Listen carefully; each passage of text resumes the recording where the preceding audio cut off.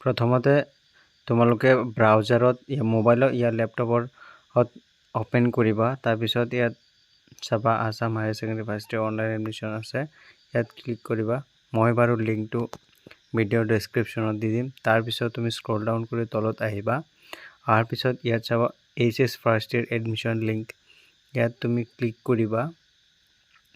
তাৰপিছত অলপ সময় যোৱাৰ পিছত দৰ্পণৰ এই সাইটটো খোল খাই যাব তাৰপিছত তুমি ইয়াত ক্লিক হেয়াৰত ক্লিক কৰিবা ক্লিক কৰাৰ পিছত তোমাৰ এনেকুৱা এটা ফৰ্ম খোল খাই যাব তাৰপিছত তুমি ইয়াত সিলেক্ট বোৰ্ড কৰিবা যে তুমি সেৱা দিবা তাৰপিছত তোমাৰ 10 পাস ইয়াৰটো সিলেক্ট কৰি দিবা তুমি যিমান চনত পাস কৰিছিলা হেতু সিলেক্ট কৰি দি দিবা তাৰপিছত তোমাৰ 10 এক্সামিনেশ্যন নেম দিবা নেম অফ ক্লাস 10 এক্সামিনেশ্যন এছএছএলসি লিখিবা তাৰপিছত তুমি ৰুল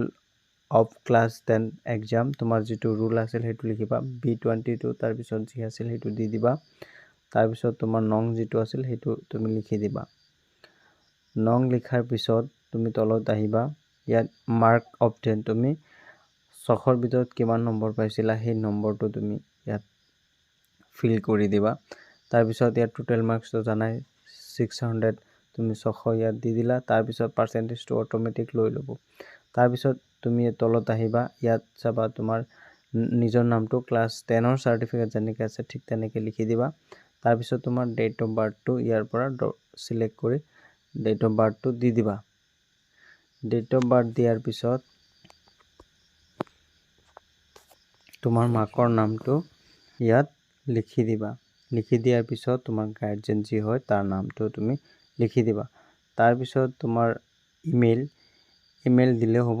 নিদিলে হ'ব এটো অপচনেল সো তাৰ পিছত তুমি ইয়াত তোমাৰ মোবাইল নম্বৰটো ফিল কৰি দিবা ফিল কৰাৰ পিছত আকৌ ইয়াত কনফাৰ্ম কৰিবা মোবাইল নম্বৰটো আকৌ লিখি দিবা তাৰ পিছত তুমি মোবাইল নম্বৰ লিখা হোৱাৰ পিছত তুমি তলত সিলেক্ট নেশনালিটিত আহিবা ইয়াত ইণ্ডিয়ান দিয়া আছে সো তুমি ইণ্ডিয়া দি দিলা তাৰ পিছত তুমি ড্ৰপ ডাউন তলত আহিবা আহি পেলাই ইয়াত এড্ৰেছ লাইন 1ত ভিলেজৰ নামটো লিখিলা তাৰ পিছত এড্ৰেছ লাইনটো তোমাৰ পোষ্ট অফিচৰ নামটো লিখি দিলা লিখাৰ পিছত তোমাৰ ষ্টেট যেটো হয় তুমি সিলেক্ট তাৰ পিছত তোমাৰ ডিস্ট্ৰিক্টটো তুমি ড্ৰপ ডাউনৰ পৰা ক্লিক সিলেক্ট কৰি দিলা তাৰ পিছত তোমাৰ পোষ্ট অফিচৰ নামটো লিখি দিলা তাৰ পিছত পিন কোডটো লিখি দিলা তাৰ পিছত তোমাৰ যেটো ভিলেজ আছে ভিলেজৰ নামটো তুমি ইয়াত লিখি দিলা তাৰ পিছত তোমাৰ ৰিলিজিয়ন কি হয় হেতু লিখিবা তাৰ পিছত কাষ্ট তোমাৰ কি হেতু লিখিবা তাৰ পিছত তুমি জেন্ডাৰটো সিলেক্ট কৰি দিবা আৰু বাকি কিটা সবতে নয় হ'ব ম্যাক্সিমাম যদি তুমি ট্ৰিবিউনৰ হয় তেতিয়া হলে ইয়েস হ'ব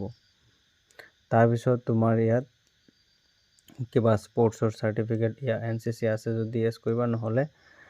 নো দি দিবা তাৰ পিছত তলত আহিবা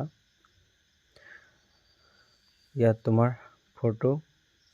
পাসপোৰ্ট সাইজ ফটো ইয়াত আপলোড কৰি দিবা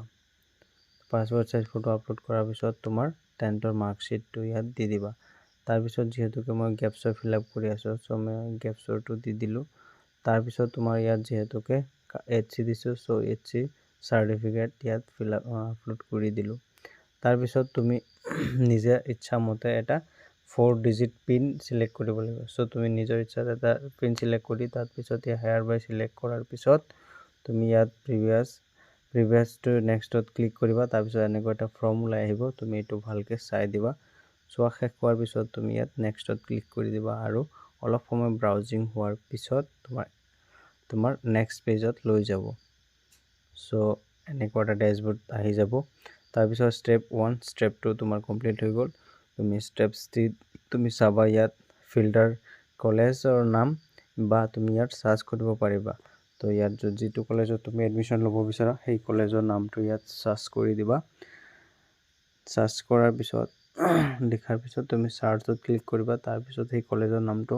তলত আহি যাব তাৰ পিছত তুমি ইয়াত এপ্লাইৰ এটা অপচন আহিব তাত তুমি ক্লিক কৰিবা ক্লিক কৰাৰ পিছত তোমাৰ ইয়াত সোৱা এপ্লাই ইন আৰ্টস ষ্ট্ৰীম ইয়াত ক্লিক কৰি দিবা তাৰ পিছত তোমাৰ সাবজেক্ট কি সাবজেক্ট লবা সেই সাবজেক্ট কিটা ইয়াত আহিব তুমি ড্ৰপ ডাউনৰ পৰা সিলেক্ট কৰিব লাগিব সো মই ঠিক তেনেকে ইংলিছ এছামিছটো দুটা কম্পালচাৰি হয়, বাকী 4টা ইলেক্টিভ। এইকেইটা তোমাৰ নিজৰ পচন্দ অনুসৰি তুমি ইয়াৰ পৰা চিলেক্ট কৰি ল'বা। তাৰপিছত তোমাৰ মিডিয়ামটো চিলেক্ট কৰিবা, ইংলিছত ল'ব বিচাৰা নে এছামিছত, তুমি মিডিয়ামটো লৈ ল'লা। তাৰপিছত এপ্লাই ফৰ এডমিশ্যনত তুমি ক্লিক কৰি দিবা। ক্লিক কৰাৰ পিছত এনে অলপ সময় ব্ৰাউজিং হোৱাৰ পিছত তোমাৰ এইটো আহি যাব। অহাৰ পিছত ইয়াত দেখুৱাব ইউ হেভ এপ্লাইড ছাকচেছফুলি, তোমাৰ এয়াৰে নাম্বাৰটো আহি যাব, তুমি এইটো ৰাখি দিবা। তাৰপিছত তলত আহিবা, চাবা ইয়াত আছে একনলেজমেণ্ট ৰিচিপ্ট, তুমি ইয়াত ক্লিক কৰাৰ পিছত এটা ৰিচিপ্ট ওলাই আহিব। এই ৰিচিপ্টটো তুমি মোবাইলত ছেভ কৰি ৰাখিব পাৰা ইয়া প্ৰিণ্ট আউট কৰি ৰাখিব পাৰা। তোমাৰ এপ্লাই হৈ গ'ল। তাৰপিছত 22 তাৰিখে মেৰিট লিষ্ট ওলাব, সেইটো চেক কৰিবা নাম আহিছে নে নাই।